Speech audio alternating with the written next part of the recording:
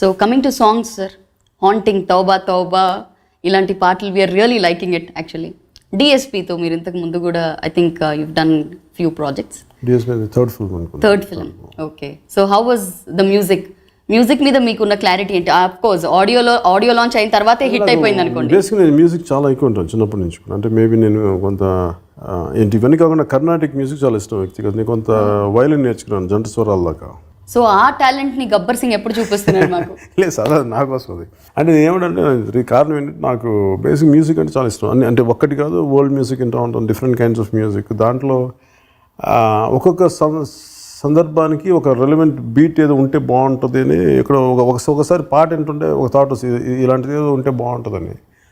So ఆ relevant thought ప్రాసెస్ని ఒకసారి మ్యూజిక్ డైరెక్టర్గా షేర్ చేసుకున్నాను. అలాగే దేవితోటి ఇవన్నీ చేసి నాకు ఎలాంటి సందర్భంలో వస్తుంది, దీనికి ఎందుకు ఇలాంటి ఇదే ఉండాలని చెప్పినప్పుడు తను బాగా అర్థం చేసుకొని has given a fantastic music. So ఈ సర్దార్ గబ్బర్ సింగ్లో ఎందుకు పాట పాడలేదు sir? We were actually waiting. మీరు ఏమైనా ఒక చిన్న జింగిల్ అయినా పాడతారేమో. అదేదో ఒక ఫామ్ లా పెట్టుకోలేదండి, అది సహజంగా జరిగితే మేము ఇష్టపడుతున్నాం వినడానికి. వై ఐడెంటిటీ సింగ్ అని నాకు భయం ఏంటంటే దాన్ని సహజంగా రావాలి, అంతేగాని ఇప్పుడు ప్రతిసారి ఆశిస్తున్నారు కదా అని చెప్పి నాకు చేయటం నాకు ఏముంటుందని ఒక చట్టంలో ఇరుక్కుపోవడం నాకు ఇష్టం లేదు. If it happens well and good, otherwise దాన్ని ఫోర్స్ చేసి నేను చేయలేను.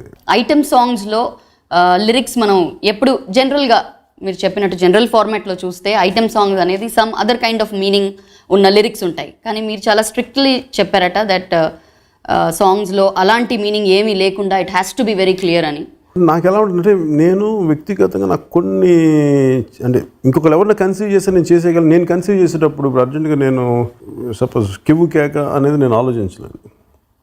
ఇంకొకరు ఎవరన్నా కన్సీవ్ చేసి నేను చేసేయమంటే చేసేస్తాను, కానీ నాకేదో మనసు అప్పదు. నేను అనుకున్నాను కదా ఒక పాట లాంటిది ఒకటి కావాలి, సందర్భం కావాలి, దీనికి ఏం ఉండాలి అని చెప్పి నాకు దాన్ని సందర్భం ఏంటి, అక్కడ ఒక ఐటమ్ సాంగ్ అంటే ఐటమ్ సాంగ్ లాంటిది అవసరం ఉంటుందంటే దానికి ఏ సందర్భంలో పెట్టాలని ఆలోచిస్తూ నాకు అక్కడ పాట పరంగా అది అలాంటి పాట కావాలి. అట్ ద సేమ్ టైం నాకు దాని ఒక రెలవెంట్ మీనింగ్ ఒకటి ఉండాలని చెప్పి అందుకని ఒక స్కూల్ని గ్యాంబ్లింగ్ డెన్గా మార్చేసి అలాంటి టైంలో దాన్ని ఏం మాట్లాడవచ్చు అని చెప్పి ఒక సరస్వతి దేవి విగ్రహం లాంటి చోట్ల ఇక్కడ చేసా అని చెప్పి ఆ తప్పు అంటే ఇలా ఏది చెప్పాను నేను.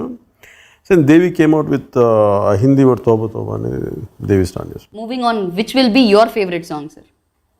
నాకు అంటే నా బేసిక్గా మాంటేజ్ సాంగ్స్ ఇష్టం. నాకు చాలా అంటే ప్రతి అంటే డ్యాన్స్ అనేది ఒక చిన్న ఒక ఎక్స్ప్రెషన్, ఒక అంటే ఆనందానికి ఒక చిన్న ఎక్స్ప్రెషన్లా ఉంటుంది, అంతేగాని ఒక హమ్మింగ్ బాగుంది సార్. వాడెవడు వీడెవడు సర్దార్కి అడ్డెవడు, దట్ వాస్ రియలీ నైస్.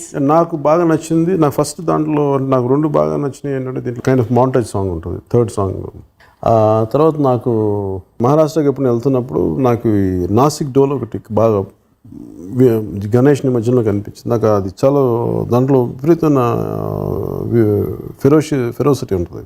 అది నాకు ఎందుకు సెకండ్ ఇంటర్వెల్ పాయింట్ ఆఫ్లో దాని నుంచి రెలవెంట్గా ఉంటే బాగుంటుంది. ప్లస్ మనకి బోర్డర్ డిస్ట్రిక్ట్స్ అంతా నా డోల్ అనేది ఒక పార్ట్ ఆఫ్ మన కల్చరల్ ఆస్పెక్ట్ అయితే దాన్ని ఒకటి ఇంక్లూడ్ చేశాను.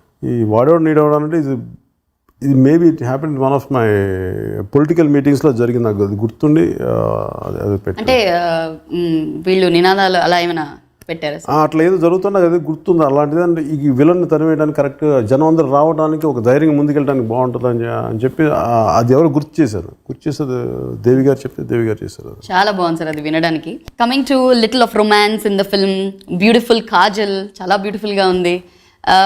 ఎక్కడో ఎప్పుడో మీరు చెప్పినట్టు గుర్తు సార్, అంటే రొమాంటిక్ సీన్స్ చేసేటప్పుడు నేను కొంచెం ఇబ్బంది పడతాను అని.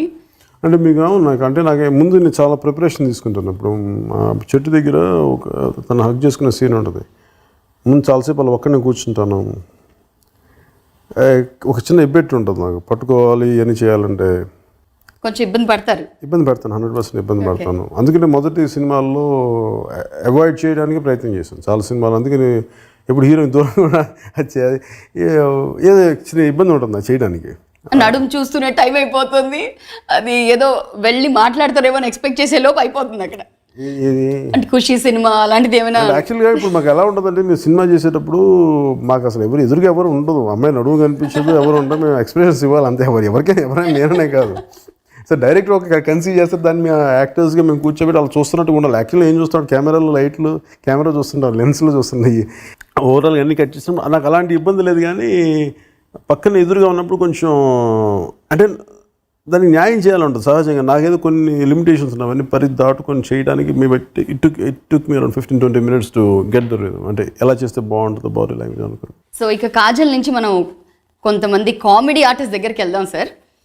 అసలు ఫ్రేమ్ నిండా చూస్తే మీరు మీ సినిమాలో కామెడియన్స్కి ఇచ్చేంత పబ్లిసిటీ, ఇచ్చేంత మైలేజ్ ఏ సినిమాలో చూడలేదు సార్. ఈవెన్ వెనకాల నిలబడినటువంటి రౌడీ క్యారెక్టర్లో ఉన్నటువంటి యాక్టర్స్ కూడా I think they are enjoying their face with you అనిపిస్తుంటుంది కదా. అంటే నాకు బేసిక్గా నాకు హాస్యం అంటే చాలా ఇష్టం. నాకు కొంచెం ఎంటర్టైన్మెంట్ బాగా చూస్తాను. నాకు ఇప్పుడు లోపల చాలా ఎక్కువ విపరీతమైన సీరియస్ పుస్తకాలు చదివి ఒకసారి తలపట్టేస్తాయి. సీరియస్ పుస్తకాలు చదువుతున్నారా సార్ మీరు? మామూలుగా చిన్నప్పుడు చదివాను ఎక్కువ. అసలు నాకేంటంటే అందుకని దాని నుంచి బయటపడడానికి ఏదో ఒక హ్యూమర్ చూడటం అలవాటు అయితే, అది వినటం అలవాటైంది.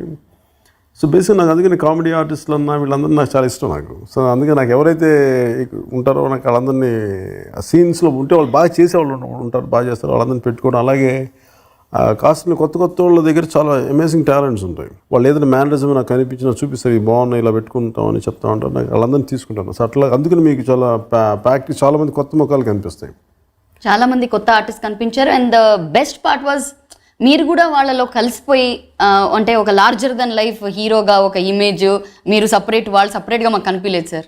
అందరూ కలిసి మీరు అందరు కలిసి ఎంజాయ్ చేస్తున్నట్టు ఉన్నారు ఆ సీన్లో, అంత బాగుంది. నాకు ప్రతి సీన్ అంటే నాకు ఒక ఊర్లో ఉన్నారు, ఊర్లో వాళ్ళతోటి కలిసి ఉన్నాడు. నాకు అందుకని అది రెలవెంట్గా అనిపించింది. ప్రత్యేకించి అలా చేయలేదు కానీ బట్ కథ నడిచిన విధానంలో వాళ్ళందరూ అలా ఉండడం రైట్ అనిపించింది. ఎస్పెషలీ పాటలు పాడడం అనేది ఒక న్యూ ట్రెండ్ స్టార్ట్ అయింది ఫ్రమ్ గబ్బర్ సింగ్.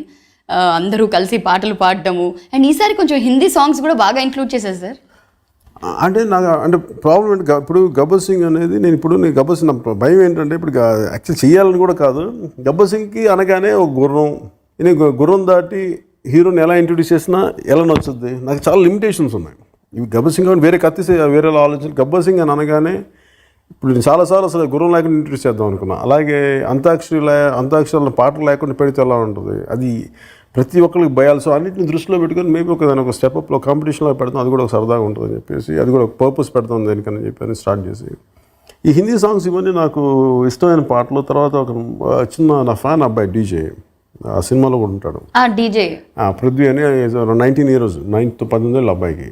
సో మేము అంటే నేను కలెక్ట్ చేసుకున్న కొన్ని పాటలు అంటే ఇలాంటి పాటలు ఈ సందర్భంలో పెడదాం, చాలా దాంట్లో ఒక హ్యూమర్ ఎలిమెంట్ ఉంటుంది అలాగే అని చెప్పి దాన్ని అబ్బాయి తను తను డీజే మిక్స్ చేసి అన్ని వినిపించాను. ఓకే. అండ్ బ్రహ్మానందం గారు, ఆలీ గారు, సో సాంబాకి ఈసారి చాలా ఎక్కువ పని పెట్టలేదు మీరు, ఓన్లీ లాస్ట్లో సాంబా చాలా రోజుల తర్వాత వచ్చిందిరా రాసుకున్నారు. అంటే అది అంటే నా గురించి వేరే వాళ్ళు అంటే మెయిన్ అది గబ్బర్ సింగ్ హరీష్ శంకర్ రాసినప్పుడేమో అవన్నీ చెప్పడానికి బాగుంటాయి. నేను రాసుకున్నప్పుడేమో నా గురించి నేను రాసుకోవడానికి నాకు చిన్న ఇబ్బంది ఉంటుంది. అలా ఒక సెల్ఫ్ లాగా ఉంటుంది. వేరే వాళ్ళు కన్సీవ్ చేసినప్పుడు నేను కాన్ఫిడెంట్ చేసేయగలను. అందుకని ఈ సినిమాలో అలీగా అట్లాంటివి కాకుండా వేరే విధంగా తీసుకొచ్చాను. అండ్ బ్రహ్మానందం గారి క్యారెక్టరు నేను రాజ్పూత్ని అంటూ వస్తూ ఉంటారు. So that was very nice. అది కూడా మీరే కన్సీవ్ చేశారా క్యారెక్టర్ అలాగా? టోటల్ స్క్రీన్ ప్లే టోటల్ అన్ని క్యారెక్టర్స్ కన్సీవ్ చేశాను. So and villain mister Sharad Kelkar ఈ సినిమాతో యాజ్ అ విలన్గా ఆయన టాలీవుడ్లో ఇంట్రడ్యూస్ అయ్యారు. So how was it working with him? He's an amazing actor అండి. అంటే నాకు ఎప్పుడు కూడా ఒక హీరోకి అంటే మనకి ఎప్పుడు విలన్ని నాకు బఫూనరీగా చూపించడం నాకు ఇష్టం లేదు. ఎందుకంటే విలన్ చాలా బలమైన వ్యక్తి అయి ఉండాలి. ప్లస్ ఏదో కూర్చోబెట్టి అతను మాట్లాడుతున్నప్పుడు విలన్ అంటే రచయిత రాశాడు కాబట్టి అలా ఉండకూడదు. దానికి అతనికి ఒక లోపల నుంచి ఒక 3-dimensional పర్పస్ ఉండాలి. విలన్ అంటే క్యారెక్టరైజేషన్ చాలా బలంగా ఉండాలి. ప్రతిదానికి ఏదో మాట్లాడాలి కాబట్టి చంపేయాలి కాబట్టి ఒక పర్పస్ ఓరియంటెడ్, ఒక ప్రాపర్ లాజిక్ ఓరియంటెడ్ అన్ని దృష్టిలో పెట్టుకుని చేసినది ఆయన character. But he's a fantastic performer. నేను ఇప్పటిదాకా చేసిన వాళ్ళలో చాలా అమేజింగ్ యాక్టర్. చాలా బాగా నచ్చింది విలన్ తను. ఐ థింక్ ఇది ఆయన వింటే చాలా సంతోషపడతాను. తనకే చాలా చెప్పాను one of the finest performer. ఎందుకంటే నేను ఆయన ఏదో ఫోటోగ్రాఫ్ చూశాను విలన్ కోసం చూస్తున్నప్పుడు, దాంతోపాటు ఒక ఏదో మరాఠీ ఫిలిం చూస్తున్నప్పుడు అమేజింగ్ ఆయన పెర్ఫార్మెన్స్ చాలా బాగా నచ్చింది. చాలా dedicated actor, one of the finest actors.